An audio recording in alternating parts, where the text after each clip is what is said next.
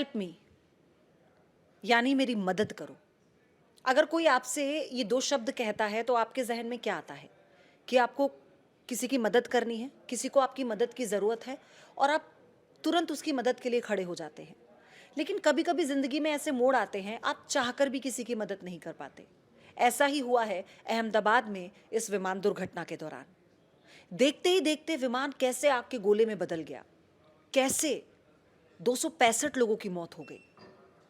लेकिन help me ये word जो मैंने आपको कहा ना, ये मेडे कॉल के ज़रिए सुमित सबरवाल ने कहा था। मेडे कॉल, क्या होती है ये मेडे कॉल? मेडे कॉल एक ऐसी कॉल होती है जो किसी भी पायलट को तब करनी होती है जब उसे लगता है कि उसके यात्रियों पर खतरा है। तब उसे लगता है कि पूरा जो सिस्टम है विमान का वो उसके हाथ से निकल गया है। ये शिप पायलट या फिर एयरप्लेन पायलट भी इसका इस्तेमाल करते हैं। और यही हुआ कि जब सुमित सबरवाल अपने विमान से पूरा नियंत्रण खो बैठे थे तो उन्होंने मेडे कॉल की। मेडे एक फ्रेंच वर्ड है जिसका मतलब होता है हेल्प मी। वो हेल्प मांग रहे थे, लेकिन एटीएस उनके इस हेल्प का जवाब ही नहीं दे पाया और इसीलिए हमने उनके साथ तमाम पैसेंजर्स को खो दिया। और ना सिर्फ पैसेंजर्स को खो दिया बल्कि उस मेडिकल अस्पताल के मेस में खाना खा रहे डॉक्टर, रेजिडेंट डॉक्टर्स और जो मेडिकल के स्टूडेंट थे उन्हें भी हमने खो दिया। ये एक बहुत दिल को दुखी कर देने वाला, गमगीन कर देने वाला हादसा हुआ है। पूरा देश दुखी है, पूरा देश गम में है क्योंकि ये बहुत ही अनएक्सपेक्टेड घटना है, कल्पना से भी परे। परिवारों के फोटो सामने आने लगे हैं, उन बच्चों की तस्वीरें सामने आ रही हैं जो बहुत एक्साइटमेंट में थे कि अपनी फैमिली के साथ वो ट्रैवल कर रहे हैं। कोई अपनी बेटी से मिलने जा रहा था, पूर्व मुख्यमंत्री विजय रूपाणी अपनी बेटी से मिलने जा रहे थे, नहीं मिल पाए। उनकी पत्नी तुरंत गांधीनगर पहुंची हैं। कोई ईद मनाकर वापस लंदन जा रहा था, नहीं पहुंच पाए। कोई हमेशा के लिए लंदन शिफ्ट होने के लिए जा रहा था, नहीं पहुंच पाए। ये ना पहुंच पाने का जो दुख है ना, ये अब हमेशा हमेशा के लिए इतिहास के पन्नों में जब दर्ज हो चुका है, ये जब भी सामने आएगा हमारे आपके, वो दर्द आंखों में उतर आएगा। कई ऐसे सवाल हैं जो मन में कौंधने लगेंगे कि आखिर इतना बड़ा हादसा कैसे हो गया, क्यों इसे कंट्रोल नहीं कर पाए, क्या वो कारण रहा होगा। आज देश कुछ ऐसे सवाल हैं जिनका जवाब चाहता है। हर कोई ये जानना चाहता है कि ये तो नहीं होना था, ये तो उन लोगों की मंजिल का भाग ही नहीं था जो उन्हें मिला है। बहुत दर्दनाक घटना है। आज प्रधानमंत्री नरेंद्र मोदी अहमदाबाद पहुंचे। सबसे पहले वो दुर्घटना स्थल पर पहुंचे, उन्होंने वहां जायजा लिया। लगभग 8 से 10 मिनट सबसे पहले वो वहीं पर पहुंचे थे। उनके साथ मुख्यमंत्री भूपेंद्र पटेल थे, एविएशन मिनिस्टर थे उनके साथ। वहां पर उन्होंने जायजा लिया, उन्होंने देखा किस तरह से घटना घटी है। आज जितने अधिकारी थे, प्रधानमंत्री थे, मुख्यमंत्री थे, जो केंद्रीय मंत्री थे, सभी की बॉडी लैंग्वेज ऐसे ही थी जैसे ये कुछ कुछ ना कर पाने का जो दुख होता है ना, मेडे कॉल यानी हेल्प मी। और वो जब हेल्प आप नहीं कर पाते हैं और आपको इस बात का एहसास होता है कि ये कैसे हो गया, ये तो होना निश्चय, ये तो होना लिखा ही नहीं था। काश हमें इस बारे में पता लग जाता, काश वो चूक पता लग जाती तो हम रोक लेते।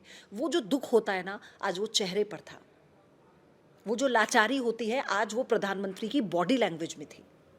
क्यों? क्योंकि 265 लोगों को हमने खो दिया। उसमें मासूम बच्चे हैं, उसमें बुजुर्ग हैं, उसमें जवान हैं, कोई किसी का पति है, किसी की पत्नी है, किसी का बेटा है, किसी का भाई है। लोग रो रहे हैं, लोग बिलख रहे थे। क्यों? क्योंकि शवों की पहचान नहीं हो पा रही है।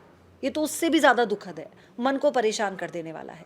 लोग डीएनए सैंपल दे रहे हैं, इस तरह की हालत में है शव की देख नहीं पाएंगे। थोड़ी बहुत पहचान किसी की हो पाई तो उन्हें हैंडओवर कर दिया गया ताकि कम से कम उनका ढंग से अंतिम संस्कार तो हो सके। लेकिन उसके इतर जो तस्वीरें सामने आ रही हैं वो बहुत परेशान करने वाली हैं। प्रधानमंत्री ने जब ग्राउंड पर जाकर दौरा किया तो उन्होंने सबसे बातचीत की, उन्होंने जाना। मुआवजे का ऐलान तो पहले भी हो चुका है, लेकिन ये बात, मुआवजा एक औपचारिकता होती है ऐसी घटनाओं में, तो सरकार की तरफ से की गई क्योंकि सब जानते हैं जिसका गया है वो पैसों से वापस नहीं आएगा, सबको पता है। ये एक औपचारिकता है, एक थोड़ी सी मदद है जो एक पीड़ित परिवार को की जाती है कि उनके बुरे वक्त में उनका कोई ऐसा अपना चला गया जिस पर पूरा घर निर्भर करता था, तो ये उनके बुरे वक्त में काम आएगा।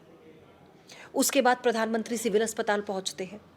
वहाँ का जो मंजर है वो देख के तो किसी के भी रोंगटे खड़े हो जाएंगे, क्योंकि हम लगातार आप तक ये जानकारी पहुंचा रहे थे टीवी पर। हम वो तस्वीरें देख रहे हैं जो लाइव आ रही हैं, लेकिन हम आप तक नहीं पहुंचा सकते क्योंकि कुछ नियम होते हैं। उस कंडीशन में तो बिल्कुल भी नहीं, क्योंकि आप डर जाएंगे, आपका दिल दहल जाएगा, आपकी आंखों में आंसू आ जाएंगे। इतनी भयानक तस्वीरें हैं। आप उन डेड बॉडीज़ को हम नहीं देख पा रहे थे, आप नहीं देख पा रहे हैं। आप ज़रा सोचिए कि जब उनके अपने देखेंगे तो उन पर क्या बीतेगी। ये इतना दुखद, इतनी मुश्किल घड़ी है देश के लिए। ये एक ऐसी आपदा की घड़ी है देश के लिए जिसमें कोई कुछ कर नहीं पाया और इतना बड़ा हादसा हो गया। प्रधानमंत्री वहाँ पर पीड़ित लोगों से मिले, जो पेशेंट थे उनसे मिले, उस व्यक्ति से मिले जिनका नाम विश्वास है, जो सिर्फ एकमात्र व्यक्ति हैं जो बच गए थे। कहते हैं ना, जाको आके साइयाँ मार सके ना कोई नहीं बचा। पूरा फ्यूल भरा हुआ था। आग इतनी ज़्यादा भीषण थी, अंदर जो है दम घुट गया लोगों का। जलना तो बात की बात है, लोग ऐसे ही मर गए थे। ऐसे में एक व्यक्ति गेट खोलकर कूद जाता है, वो बच जाता है। शायद कहते हैं ना कि उनकी मृत्यु अभी नहीं आई थी, उनकी मृत्यु का समय नहीं आया था। प्रधानमंत्री ने उनसे भी मुलाकात की, उन्हें भी ढांढस बांधा। रूह कांप जा रही है सबकी जो वहाँ जा रहे हैं। कुछ समझ नहीं आ रहा है किसी को क्या हो रहा है। और विश्वास मानिए, हॉस्पिटल के बाहर, स्पेशली जो पोस्टमार्टम हाउस है उसके बाहर जलने की दुर्गंध आ रही है, क्योंकि लोगों की बॉडीज जली हुई पहुंची हैं। हमारे सहयोगी, जब आज मैं लाइव ले रही थी, सुबह जब टीवी पर आपको सारी जानकारी दे रही थी, उस दौरान जो मेरे सहयोगी थे उन्होंने हमें बताया, वो बता रहे थे रूह कांप रही थी हमारी।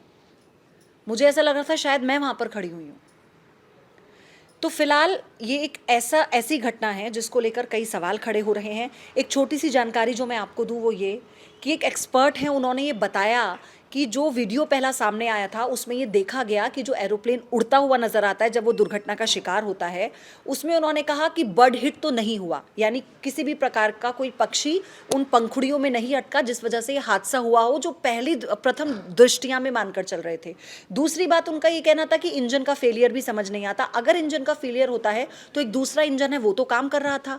तो फिर अभी ये बहुत ही सेंसिटिव मैटर बन गया है, क्योंकि जिस तरह का ये हादसा हुआ है, विमान आप सोचिए, बोइंग 787 जो अभी तक कहीं भी पूरी दुनिया में कहीं क्रैश ही नहीं हुआ, जो अपने बहुत ही हाईली इक्विप्ड विमान है, जो तकनीक में पूरी तरह से बहुत फर्स्ट क्लास है, जिसमें कहते हैं सुरक्षा के जो मापदंड हैं वो पहले पायदान वाले हैं। तो ऐसा हादसा हो जाना, ये चूक कहाँ है, इसका थोड़ा इंतज़ार हमें करना होगा। इंतज़ार इसलिए क्योंकि इसका आकलन बहुत गहन होगा, जो भी कारण निकल कर आएगा। आगे भी आपको अपडेट देते रहेंगे। फिलहाल इतना ही। जहाँ भक्ति है हर शब्द में, कथाओं में छिपे हैं दिव्य रहस्य, और ज्योतिष देता है जीवन को दिशा। धर्म से जुड़ी हर बातों को जानने के लिए हमारे चैनल स्तुति को सब्सक्राइब करें। चैनल पर जाने के लिए इस लिंक पर क्लिक करें।